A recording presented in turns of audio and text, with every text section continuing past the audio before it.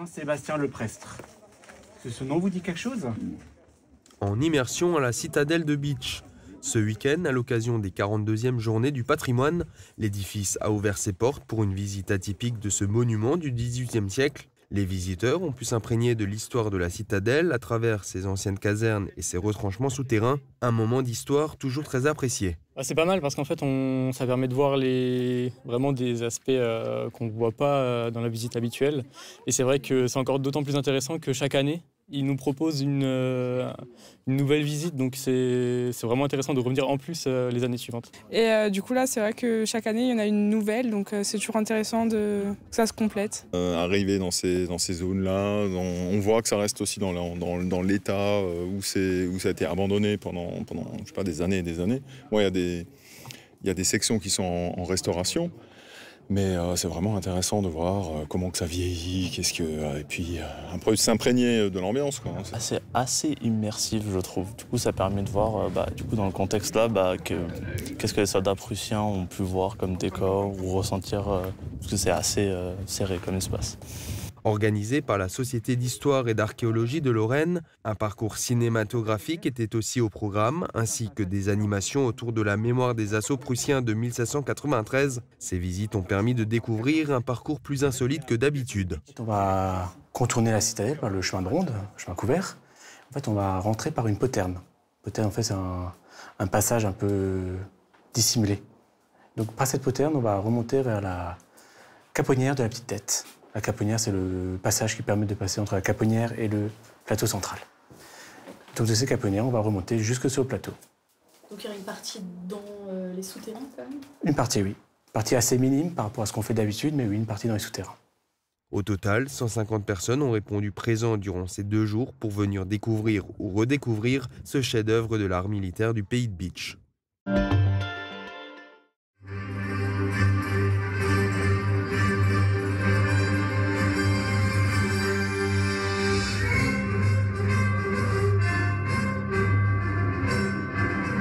Vendredi et samedi soir, les façades du château d'Utzschneider se sont transformées pour émerveiller le public à l'occasion des journées du patrimoine. En alliant costumes d'époque, jeux de lumière et musique moderne, la Casque a voulu retracer l'histoire du château de sa construction à nos jours. Très rapidement, des difficultés financières surviennent et après la mort d'Augustin Jacobi en 1796, sa veuve et Nicolas Jacobi cèdent leur part à un Bavarois, Paul Utzschneider. C'est le grand virage des faïenceries. Ils étaient une cinquantaine de comédiens à participer au spectacle. Dimanche, le public a également pu découvrir le château à travers une visite guidée et une exposition.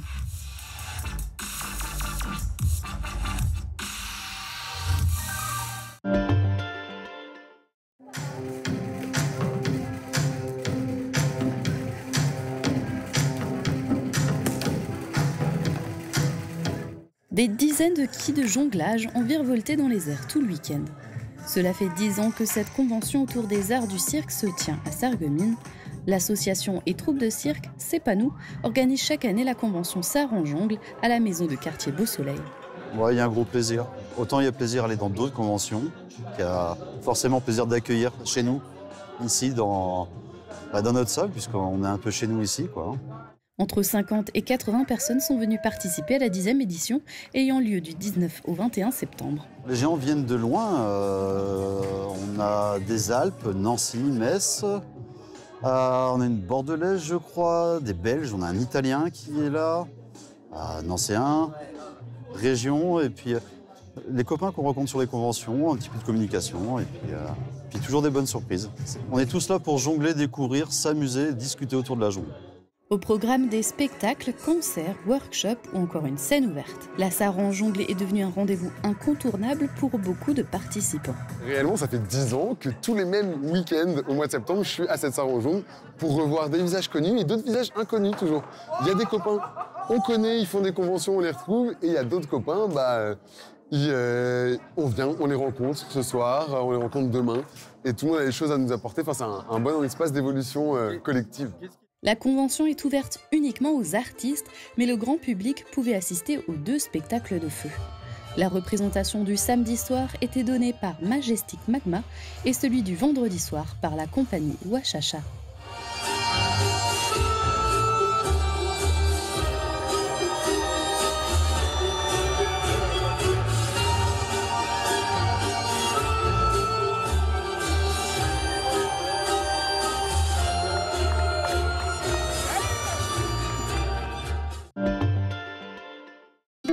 Couverture, crépissage, peinture et isolation. Avec Moder Habitat, votre maison sera belle et confortable par tous les temps. Radio Studio 1, 105.8. Toute l'énergie du 80 pop rock, toute l'info locale et encore plus. À Beach, à Sarreguemines et partout où vous êtes. Radio Studio 1. Super U Rohrbach vous accompagne au quotidien et par tous les temps. Un déménagement en vue, louez nos véhicules jusqu'à 20 mètres cubes. Et pour un coup d'éclat sans orage, direction la station de lavage. La météo avec U, commerçant autrement. Bonjour tout le monde, je vous ai demandé vendredi si vous connaissez la hauteur de la tour de Gutsenbrück et quelqu'un a trouvé la bonne réponse dans les commentaires avec 105 mètres. Et comme elle culmine sur les hauteurs de Gutsenbrück, elle est très visible dans le pays de Beach et vous pourrez en apprendre plus sur cette tour et plus globalement sur la commune de Gutsenbrück en regardant notre dernier numéro de Café Krensel, toujours disponible en replay sur notre site internet et notre page Facebook. Et pour la question du jour, on reste dans le secteur du Pays du Cristal et plus précisément au musée de Saint-Louis des Beach qui se nomme la Grande Place. Est-ce que ce nom a été choisi compte tenu de son emplacement sur la grande place du village? À vos commentaires sur notre page Facebook. Et côté météo, on attaque une semaine pluvieuse avec un ciel toujours couvert pour demain et des averses qui vont s'intensifier dans le courant de la journée. Côté température, elles vont varier entre 9 et 10 degrés. Et demain, nous fêtons les constants et il fera jour de 7h18 à 19h29. Passez tous encore une très bonne journée et à demain!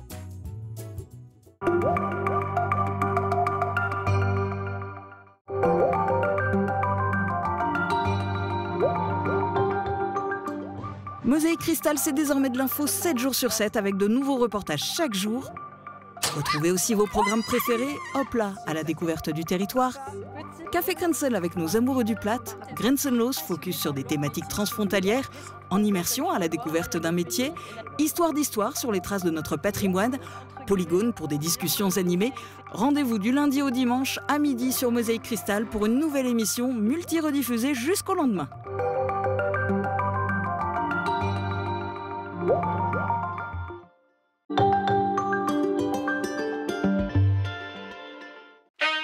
Pourquoi avoir choisi le nom La Passion de l'audition ? À La Passion de l'audition, nous sommes passionnés par notre métier, mais pas que. Nous intervenons aussi bénévolement pour des missions nationales et internationales. Et en plus, nous sommes membres actifs de l'association Audition Solidarité depuis plus de 15 ans.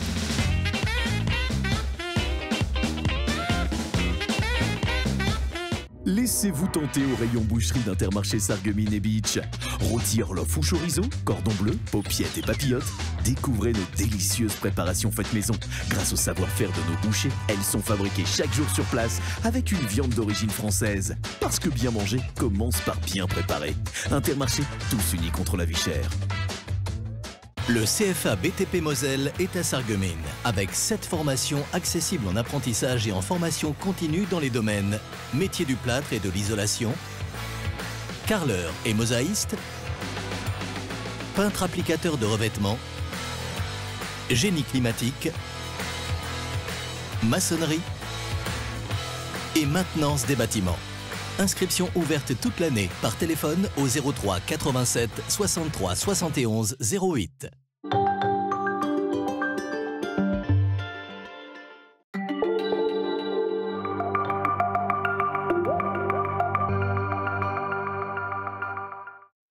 Bonjour à tous, j'espère que vous allez tous bien et je reçois aujourd'hui Corinne Eschenbrenner qui est la directrice de l'Université populaire de Sarreguemines. Bonjour Corinne. Bonjour. Alors la toute première chose que je voulais aborder avec vous avant d'attaquer le sujet des nouveautés de l'année qui va arriver, c'est l'année qui s'est écoulée. Combien d'adhérents vous avez eu du coup l'année passée? Sur l'année passée, très précisément, on en a eu 504 adhérents. Et quel bilan vous tirez du coup de cette année? Donc on était en augmentation, on a augmenté notre nombre d'adhérents depuis 2022, après la période de Covid, petit à petit, pour arriver maintenant à 504 adhérents. Donc en constante augmentation. Depuis le Covid, en constante augmentation. Oui. Donc ça a bien repris. Ça a bien repris, oui. Très bien. Là, je souhaite maintenant m'attarder sur ce qui est enseigné. Alors je sais que vous n'aimez pas trop le terme enseigné, mais ce qui est transmis, on va dire, à l'université populaire. Est-ce qu'on peut y apprendre absolument tout? Alors non, on ne peut pas y apprendre tout. On essaye de répondre ou de cibler les attentes du public.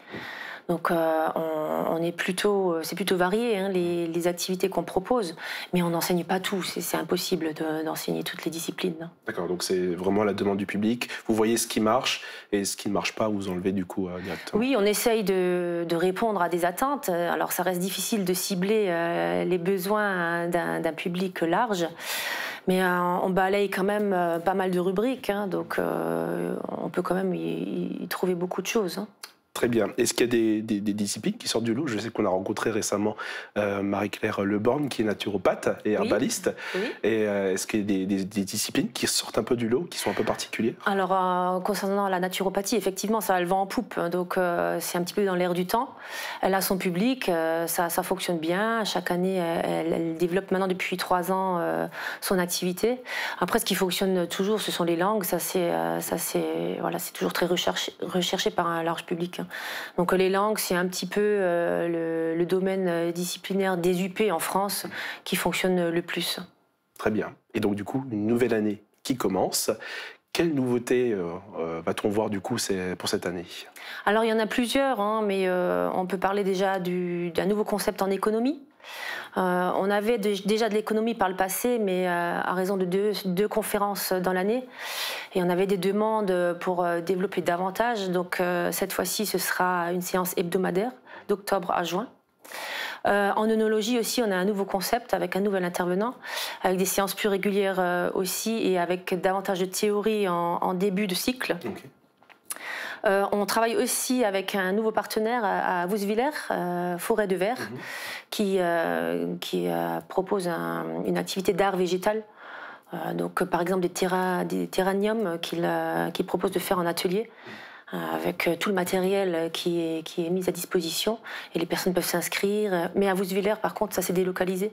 Donc les personnes s'inscrivent et vont sur place et fabriquent leurs produits elles-mêmes. Et c'est ça ce qui est recherché, du coup, le développement des partenaires locaux, du coup? Oui, alors on aime bien développer des partenariats avec les acteurs locaux pour donner un coup de pouce aussi aux personnes.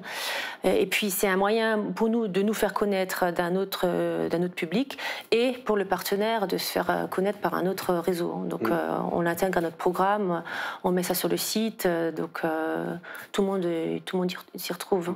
C'est gagnant-gagnant. Oui, c'est ça. Hein. Très bien.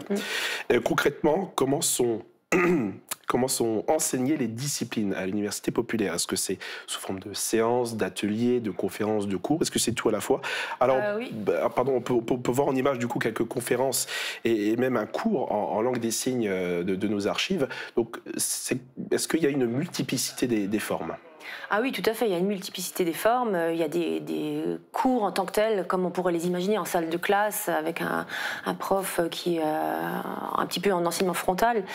Maintenant, l'exemple de la langue des signes, c'est un exemple plutôt particulier, puisque là, on est davantage dans de la pratique, on les met un petit peu en situation, en leur mettant des casques sur les oreilles. Après, il y a d'autres activités, d'autres formes d'activités plus pratiques, je pense au dessin, par exemple. Là, on est plus dans la pratique. Il y a des conférences, donc là c'est une autre forme aussi de transmission. Il y a des excursions aussi depuis quelques temps qui sont proposées, des excursions en Allemagne, qui ont plutôt bien fonctionné l'an dernier d'ailleurs, et j'ai eu des retours très positifs, c'est pour ça qu'on a reconduit ça cette année, des excursions dans le domaine des arts. Très bien, très bien. Et sur les images, de nouvelles images qu'on va voir, c'était un cours de français pour les Ukrainiens qui avait eu lieu à Saralbe.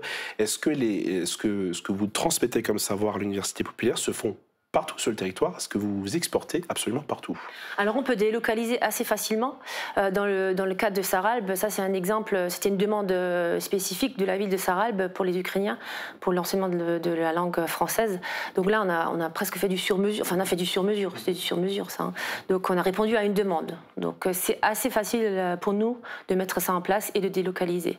Donc voilà, je lance un appel, s'il y a d'autres communes qui ont des besoins, on peut étudier ça et répondre à une demande. D'accord, très bien. Alors, chose qu'on n'a pas abordée dans les nouveautés, mais qui est très important, je crois qu'il y a un anniversaire cette année de l'Université populaire. Oui. Vous fêtez vos 20 ans. C'est ça, en fait, les 20 ans de l'Université populaire en 2025-2026. Donc on fêtera ça au printemps 2026 plutôt.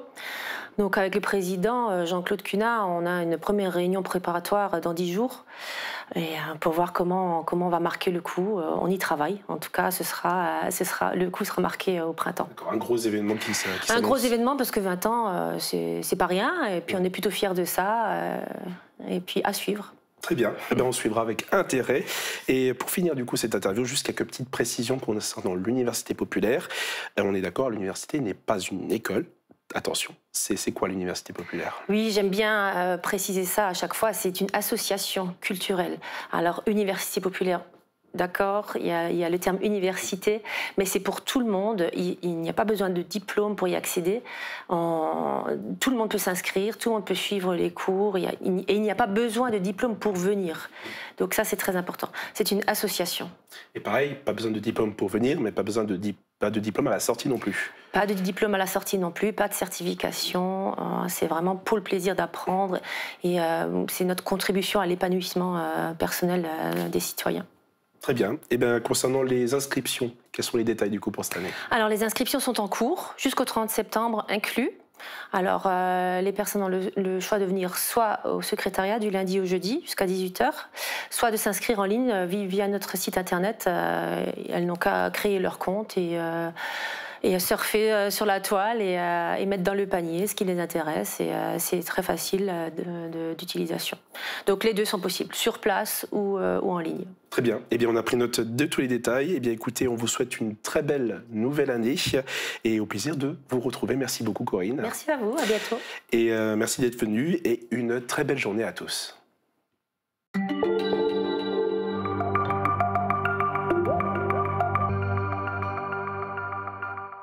Bienvenue dans l'Actu Sport. On démarre par le résultat qu'on attendait tous, celui de Yann Schrub aux mondiaux d'athlétisme. Après avoir décroché sa qualification en finale du 5000 mètres en passant la 7e place lors des séries vendredi, il a fini à la 9e place lors de la finale hier à Tokyo. Une déception pour lui, il était bien placé dans le dernier kilomètre, mais s'est épuisé dans la dernière ligne droite. Bravo à lui pour ce parcours et Tokyo n'est pas très loin de Los Angeles qui accueillera les prochains Jeux olympiques. Place au foot, la victoire sourit enfin au Sarreguemines FC en championnat de Régional 1. Ce week-end, le SFC accueillait l'équipe d'Ilkirch Grafenstaden. Résumé du match par Guillaume Dumonteil. Le Sarreguemines Football Club sur la voie de la rédemption. Les joueurs du SFC en bleu retrouvaient ce samedi leur terrain et leurs supporters qui se rappelaient que la dernière prestation à domicile des Faïenciers s'était terminée par une déroute contre Weiersheim et une défaite 7-2. Autre adversaire et la volonté de se faire pardonner avec la réception de la FAIG, le club football association d'Ilkirch Grafenstaden, une équipe de bas de tableau dans ce championnat de Régional 1. Malgré une bonne entame et quelques mouvements intéressants, le SFC concédait l'ouverture du score après ce centre en retrait. Les Sarregueminois ne doutaient pas longtemps, ils égalisaient moins de 2 minutes plus tard. Peu de temps après, le SFC passait devant au score avec cette action magnifiquement conclue. Faute d'avoir réussi à faire le break malgré plusieurs tentatives, Sarreguemines se faisait rejoindre au score avec cette frappe qui transperçait toute la défense locale. On a su marquer des buts, donc ça reste très important, autant pour gagner des matchs, mais aussi pour le public et le plaisir du jeu. Maintenant, il nous faut vraiment travailler sur notre équilibre défensif. 2 buts partout à la fin de la première mi-temps, l'entraîneur sarregueminois n'était pas satisfait de la prestation de ses joueurs. J'ai pas du tout aimé la première. On n'a pas été bon sur les duels.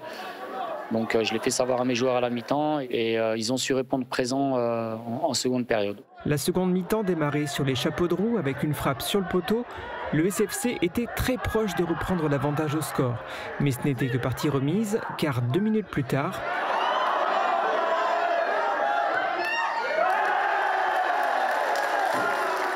les footballeurs sarregueminois parviendront-ils à empocher les 3 points de la victoire? C'était l'enjeu de la suite de la rencontre, car Ilkirch a aussi besoin de succès. Les Alsaciens se créaient d'ailleurs quelques situations dangereuses.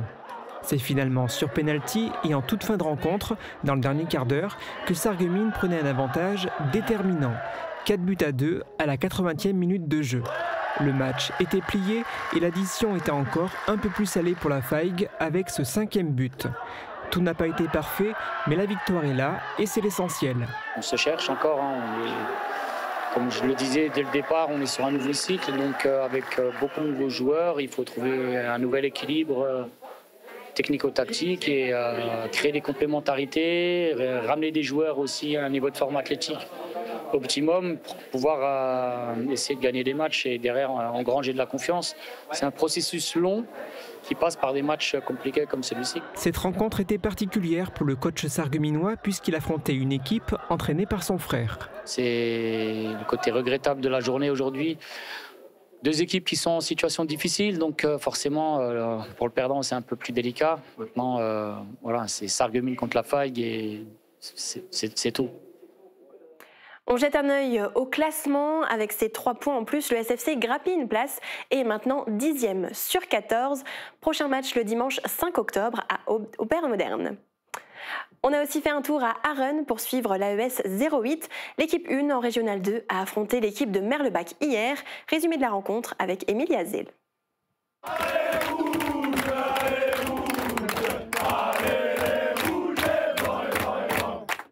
C'est avec un score de 3-2 que l'entente sportive d'Arren Étain Schmidtviller a gagné le match contre l'SO Merlebach. Le match de championnat régional 2 s'est déroulé ce dimanche au stade municipal d'Arren. Florian Beck, numéro 4 de l'AES, a ouvert le score à la 4e minute de jeu. Puis ce sont Marco Klotz, numéro 5, et Louis Frimlinger, numéro 14, qui guident l'équipe vers la victoire dans un match difficile. C'est le joueur Hatim Elbenar qui signe le doublé de l'ASO Merlebach. On a profité de notre passage pour faire un point sur le début de la saison de l'équipe d'Arren Étain Schmidtviller. L'équipe est 2e du classement. Début de saison est pas mal, oui. Après, forcément, on est déçu de cette élimination prématurée en Coupe de France. On a eu un tirage très compliqué contre une équipe tout de suite de notre groupe qui va jouer la montée jusqu'au bout. Donc voilà, après c'est la coupe, hein. La coupe ça passe ou ça casse. Pour nous, il y a 3 semaines, ça n'a pas passé. Mais là, le plus important pour nous, le championnat, ça reste le pain quotidien. Donc 6 points sur 9, c'est un bilan positif pour nous. Surtout les matchs à domicile, on a toujours eu un très bon bilan à domicile, les matchs chez nous, devant notre public. Et ça nous fait encore plus plaisir d'avoir gagné ce match devant eux pour prendre un petit peu, les rendre un peu plus fiers que le spectacle qu'on avait offert il y a 3 semaines en coupe. Bah, nous, notre objectif, on est dans un groupe très relevé. On a des équipes qui viennent du coin de Strasbourg. Donc on sait que ça va être difficile. Hein. Notre objectif, c'est pas faire de la langue de bois que de dire que c'est d'essayer de se maintenir le plus rapidement possible. Voilà. Après l'année dernière, on a réussi à finir 4e. On a fait une bonne fin de saison. Donc si on peut finir dans la première partie de tableau, on va y aller. Mais l'objectif, c'est d'essayer de prendre le maximum de points déjà à la trêve. Et de prendre les points pour le maintien, parce qu'on sait que ça va être un championnat très relevé avec des équipes alsaciennes aussi qui sont très costauds.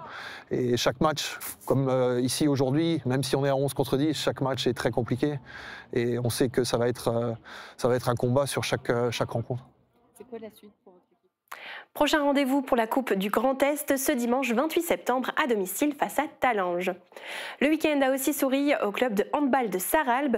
Une victoire 23-19 face à Moulins-les-Metz pour leur premier match à domicile. Une victoire qui leur permet de conserver leur première place au classement du championnat honneur régional.